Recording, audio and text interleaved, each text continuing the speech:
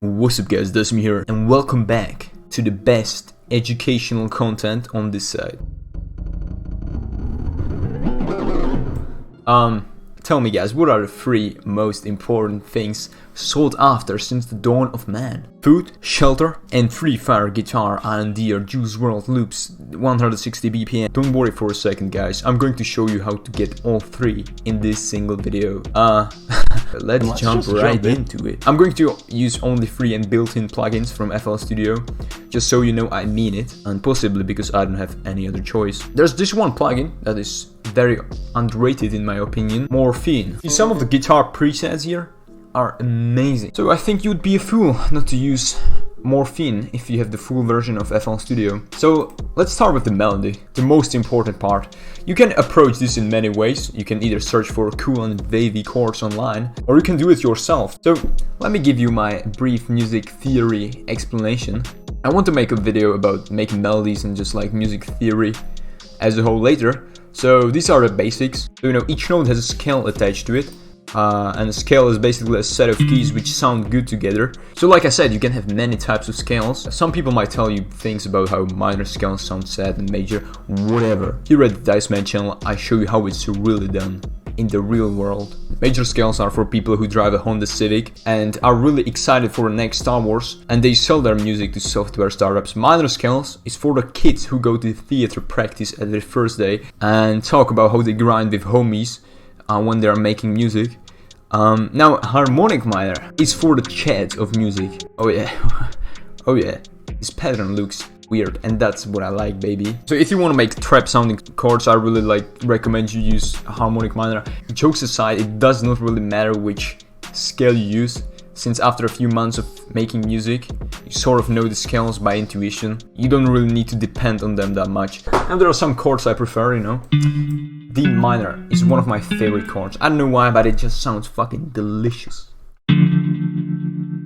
So I felt like we could build a melody off of that. By the way, a topic for another video, but you want to see how to make future bass chords? You basically do this, make a chord, a minor chord, and then you add one up here.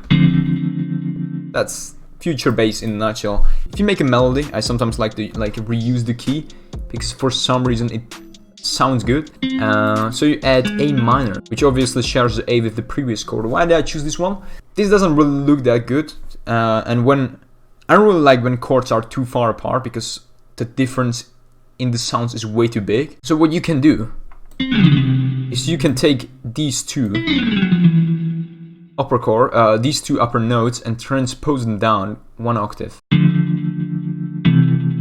And this sounds delicious. It actually sounds like music, which, hey, what's up? Here comes the harmonic minor part. This doesn't look right, does it? 3 keys in succession?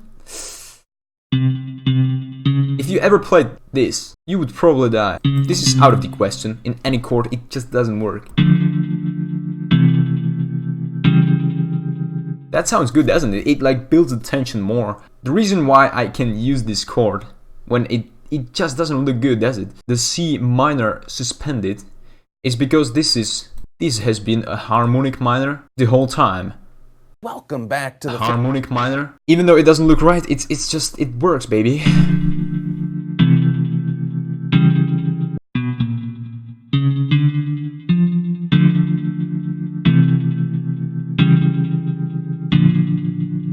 Oh yeah, this sounds good. So I really recommend you use harmonic minor, because it just sounds good, and it sounds like trap every single time. You literally, there is no way you can make a melody which doesn't sound like trap with a harmonic minor. I don't know, I'm not a scientist, but I'm gonna choose a different instrument because this sounds dope, but yeah. It's not necessary to always make chords, but especially when it's guitar, I prefer to use chords. You could still make a dope melody with only picking sounds. Now that we have the chords, we should probably move on to the counter melody, or the melody, I don't know what to call it, but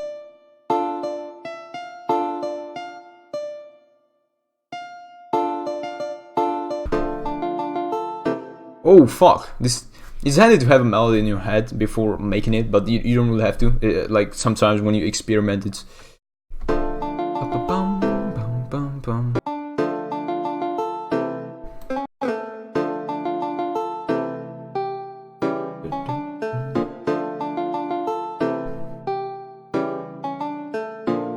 Yeah, also, I completely forgot, but if you want to make like a more guitar-ish melody,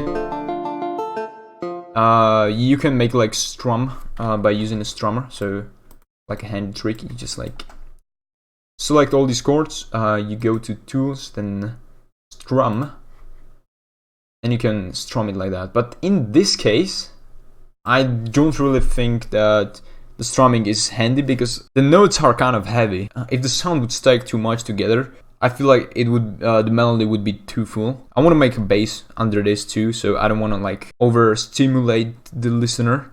But I don't really like this. I would like a.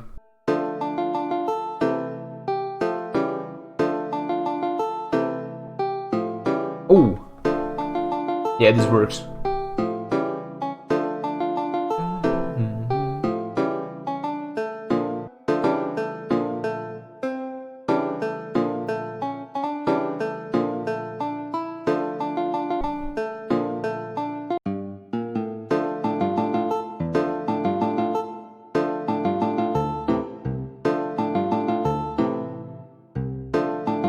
When I'm making bass for a guitar like that, I want it to be like quick intervals. I really like how it sounds, and then what always sounds good is when you take like the root note of this chord and then you put it here, like right before the departure to the next chord.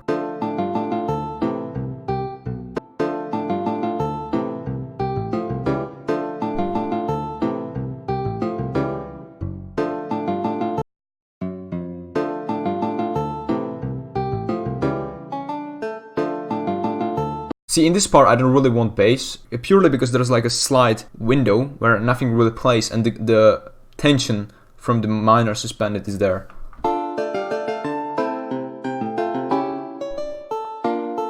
That's why these two are here. It capitalizes on the tension, if you know what I'm saying. And here I'd like to add some bass, and what I'm thinking, wait.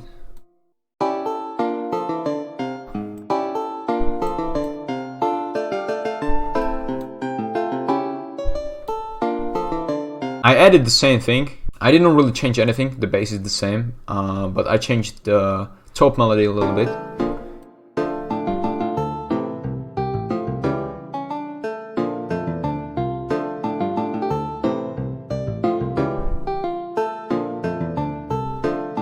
So I feel like, it makes the melody more alive. Of course, if you're going for like a sad vibe, it's really important not to overdo your melody, and that's one of my main problems when I'm making a melody. I just like wanna do as much as possible, and sometimes it's better to have like a simpler melody, just because it doesn't overwhelm the listener. You have to think about the fact that the person listening to your song does not have this, so they don't see how the melody plays out. If you heard it will sound a bit different than if you were looking at it, purely because when you look at it, you kind of predict how it's going to sound, and you connect the sound in your head with the notes, but when you're listening to it, you don't have any visuals to it, so I feel like it may get overwhelming even faster. And if you're feeling extremely frisky and you want to make like the last chorus melody, you can use this. Also, a good tip when making guitar beats is to make these little notes here. It just basically makes it sound more real, because in a normal guitar there's a lot of sliding with the finger. If you want to make it even more lively, you can press Alt-R to bring up the randomizer, another great tool. And in real life, of course, you're going to play the notes differently, and it's going to sound like way shittier in a sense. It's not going to be perfect at all, so this actually makes it sound more real. Here you can set up the maximum for the panning, for the velocity. So yeah.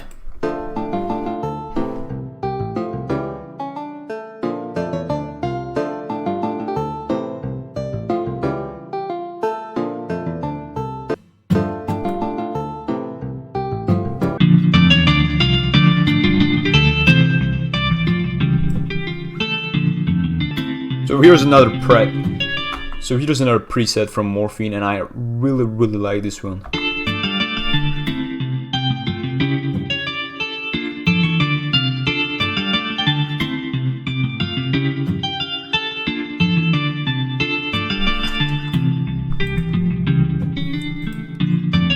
So then you might want to add some like reverb, of course, like everything with reverb sounds better. That's just like the rule of producing. Like if you put a reverb on anything, it will sound way better. Yeah. Also a cool trick to make it sound more trap is to take Edison, press on play. Wait, fuck.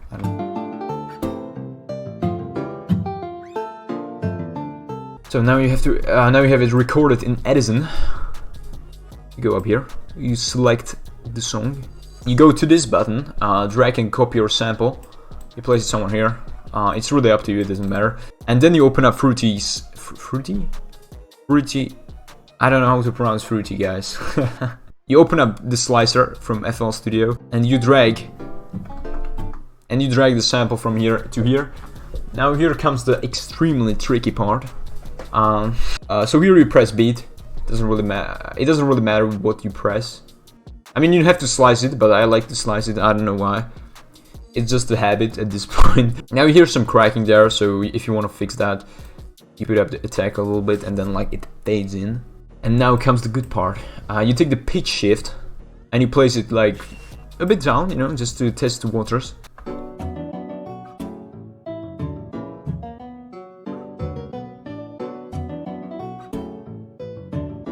Literally the pitch shift can make a melody sound way better. In this case it's not really that good. And then the cheapest producer trick of all time. You go to gross beat, presets, momentary, 1/2 the speed.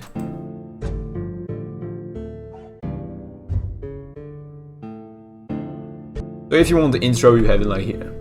So no problem, I just gave you the intro to every single song you will ever make. No problem. And yeah, this is basically how to make fire loops. I know if you consider this fire, I kind of like this melody, so I really hope you enjoyed this video. I want to thank all of you guys who watched the previous video.